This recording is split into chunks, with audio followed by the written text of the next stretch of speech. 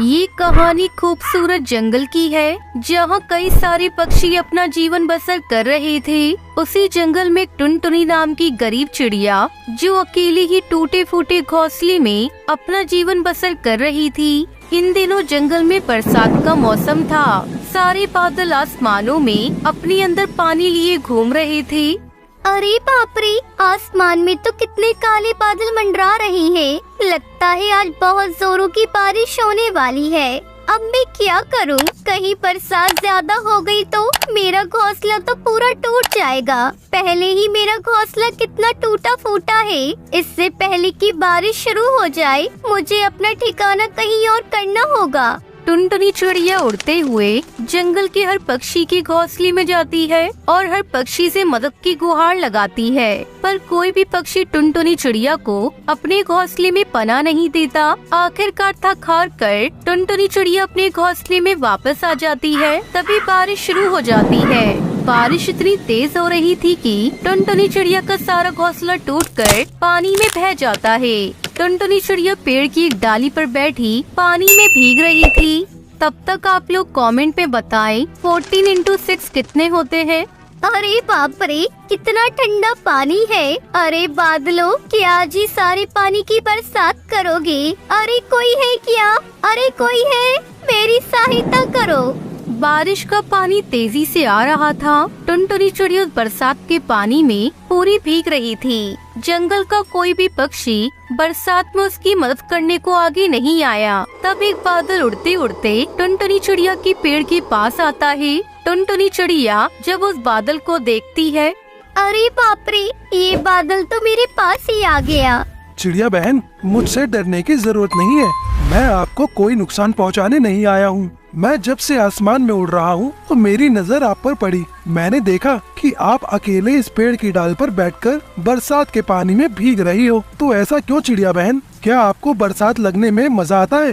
वो क्या है ना बादल भाई, इस बरसात के पानी से मेरा घोंसला टूटकर इस पानी में बह गया है। अब मुझे अपना सर छुपाने के लिए ना तो मेरे पास कोई घोंसला है, ना ही कोई छत।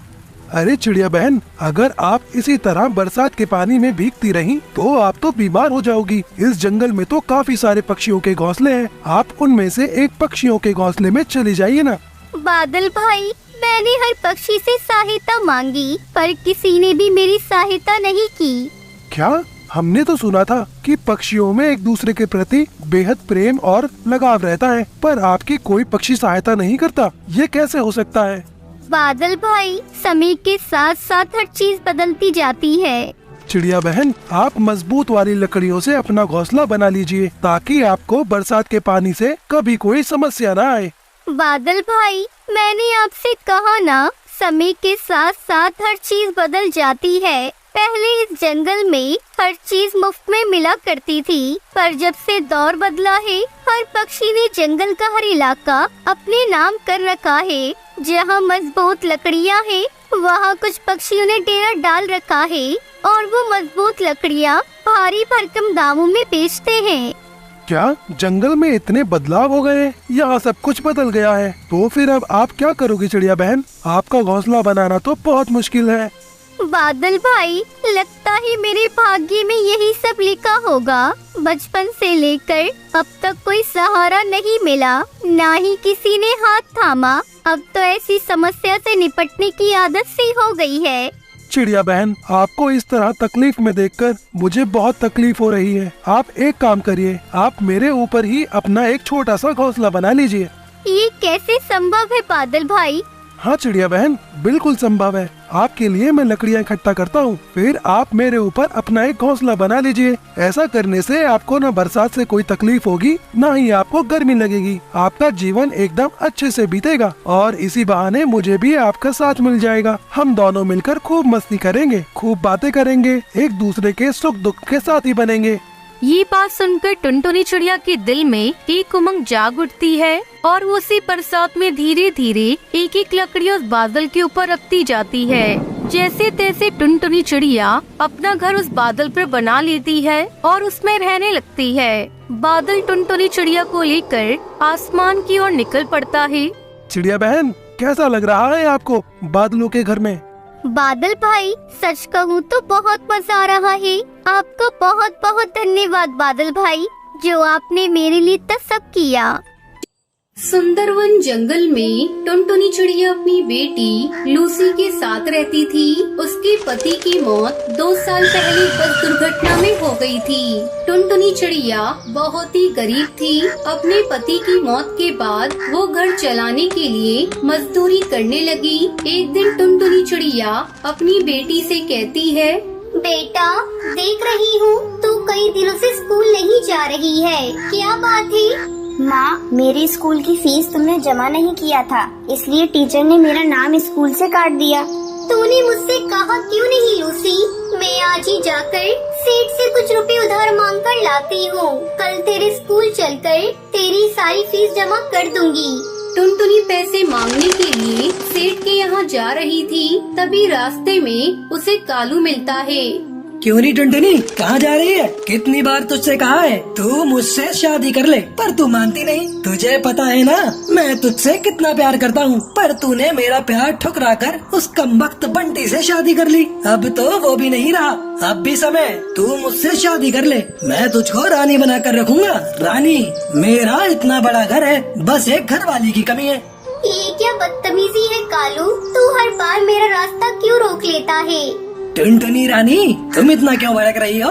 गुस्से में तुम्हारा चेहरा बहुत प्यारा लग रहा है।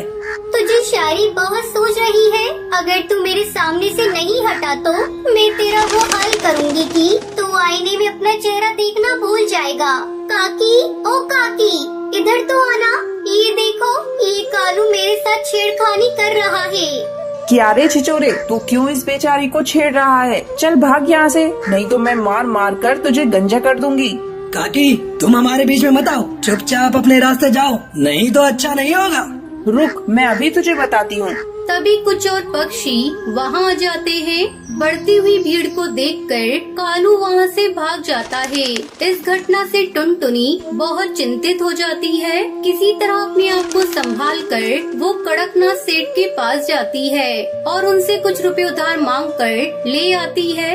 ये देख लूसी बेटा, मैं पैसे उधार लेकर आ गई। अब मैं कल चलकर तेरे स्कूल में तेरा दाखिला फिर से करवा दूंगी। मैं चाहती हूँ तो खूब पढ़े, मेरी तरह अनपढ़ ना रहे।